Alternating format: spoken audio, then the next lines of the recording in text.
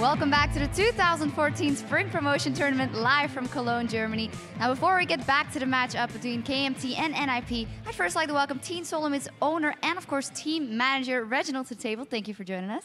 Hey guys, what's up? Now, the first thing I noticed when you came down here is that you still have a horde of fans waiting for you, wanting your autograph and pictures. How do you like not being a player and being out of the spotlight, or do you miss it?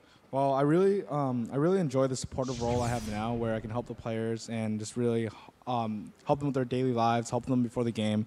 And it's really nice to see the fans and see all the interaction. And I really appreciate them traveling so far to come here. So I'm just excited to meet them all. But at the same time, it's really nice to just have some time off and stay away from the spotlight. Can you tell me maybe a little more how your day-to-day has changed from going to being a pro player and practicing all day to going to taking care of pro players in essence? Yeah, so it's a huge change, but at the same time, the essentials are still there. For example, I'm more of a supportive role now, so I would help the players on an individual basis way more, and it's a lot less of a whole team meeting. So I would be talking to players by themselves with like weekly meetings, making sure people are performing, making sure everyone's just really motivated and working hard. But aside from that, it's a lot less playing and just really more dealing with the players itself.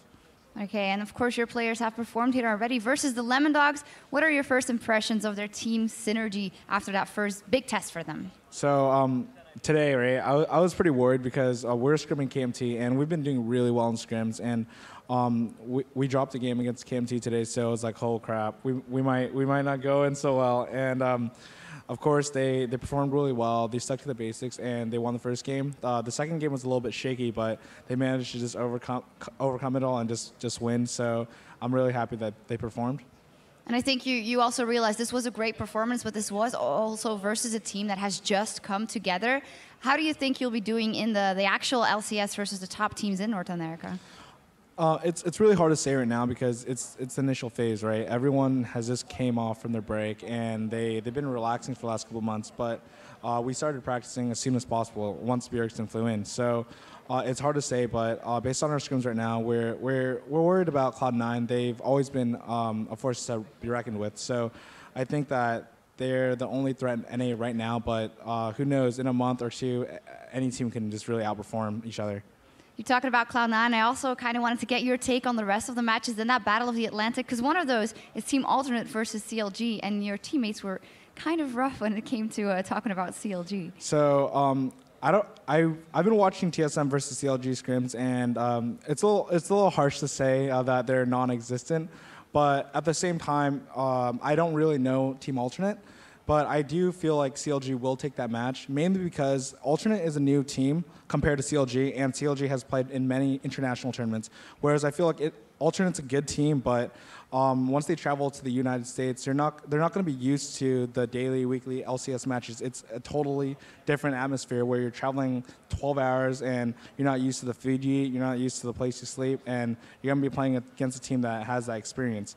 But at the same time, I do watch EULCS, and I think Alternate's a great team. I think CLG has potential there, so I think that it can go either way. All right, you talk about the EULCS. Of course, here we have two teams that are battling to get into that LCS or re-qualify. And you said you scrimmed KMT. How do you think this next matchup is going to go? Because KMT very convincingly won that game one. So, I mean, KMT is just playing solid right now. And based on the way NIP was playing, I think they were playing scared. We were talking about it in the commentator room, and one team has nothing to lose. They're playing aggressive. They're just playing to win, mainly because they haven't had that LCS spot, so they're not scared to lose it. But NIP's playing like they're scared. They're playing like they're scared to lose that spot, and it's really dangerous because once you fall into that mindset, it's really hard to break out of it. So I don't think NIP will win if they fall behind this early game. Okay, well, that would be very interesting to see how that develops. Thank you very much, Reginald, for coming down and talking.